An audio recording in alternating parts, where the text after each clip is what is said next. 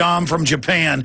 We're going to go to break soon and go back to Will, Jennifer, Mike, and others with Bob Chapman. But Bob, shifting gears into Libya, now a no-fly zone means bombing a country. No congressional declaration, not even a congressional authorization, just the UN now. Notice what's happening here. The UN now, in plain view, is basically ordering NATO and the U.S. in there.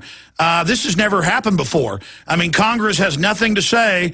And now we're being told that a no-fly means a bombardment of the country because it's wrong to strafe civilians, but it turns out that was a lie. Turns out he didn't run to Venezuela. Turns out he didn't run to South Africa or Zimbabwe.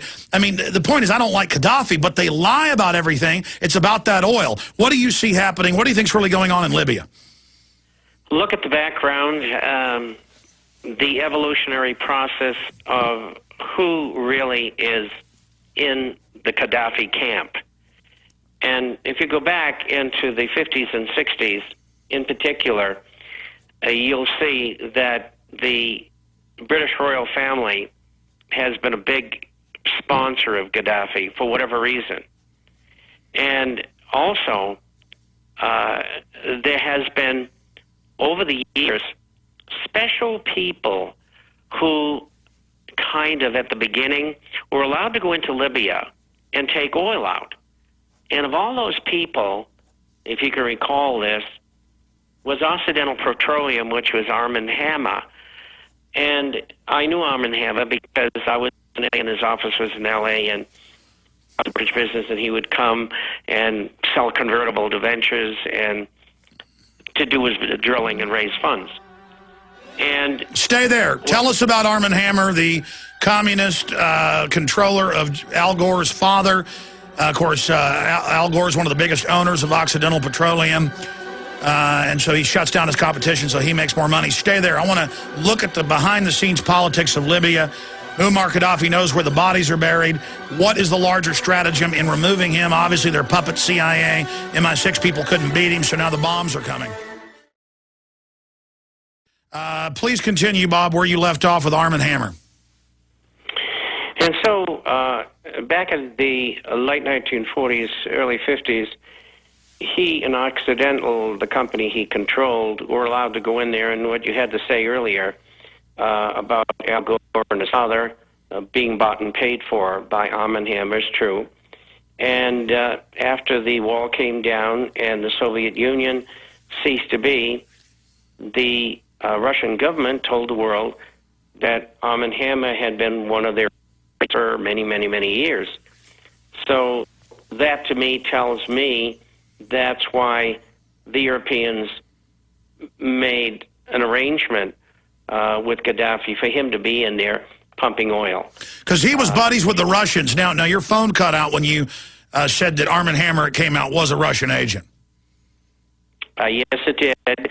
After the fall of the wall and government changed in Russia, the Russians came out and said that he was a long-time agent of the Russian government. Amazing. I just want to... That's why he got what he got, and the Gores knew that. These people, there's nothing political about this.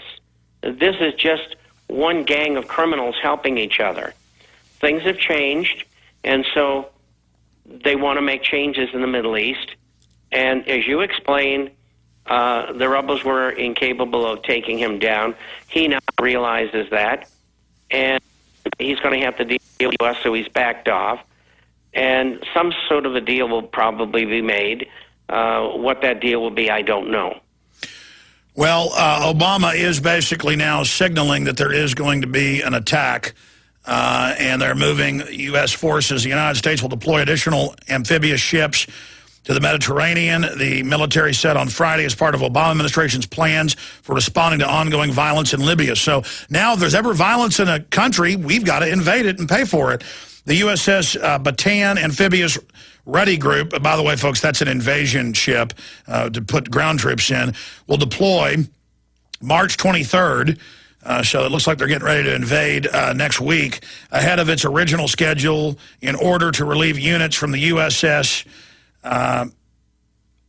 Cuirassars, amphibious ready group, currently positioned in the Mediterranean Sea, it said in the statement. The arriving group includes the amphibious assault ship USS Bataan, based in Virginia, and other ships.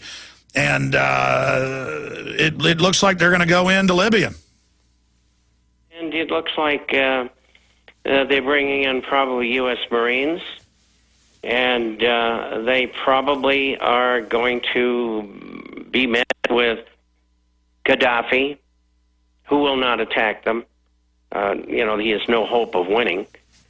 And so then it'll be an occupational situation, and we'll have another Iraq and Afghanistan on our hands. Bob, to interject before we go to break, Obama is saying if they don't accept UN forces for humanitarian aid in their armored vehicles, basically taking control of the country, and that's what it is, an occupation under the name of humanitarian assistance, that they will invade with military force.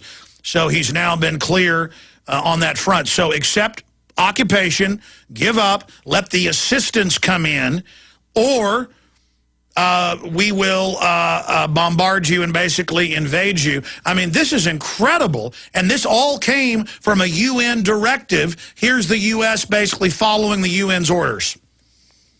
Which means that the Congress of the United States and the President has nothing to say about anything. The UN is now making those decisions. So we live under a one-world government, not the United States government or any other sovereign government. Well, this is just incredible. We're going to come back and get into the economy, get more into the earthquake, get into New York Fed confirms intervention in currency markets. If Bob's phone continues to break up, we'll let him finish up on these topics and then have him leave us. Unfortunately, it is breaking up the worst it ever has. He is not in the United States. He's in the Southern Hemisphere.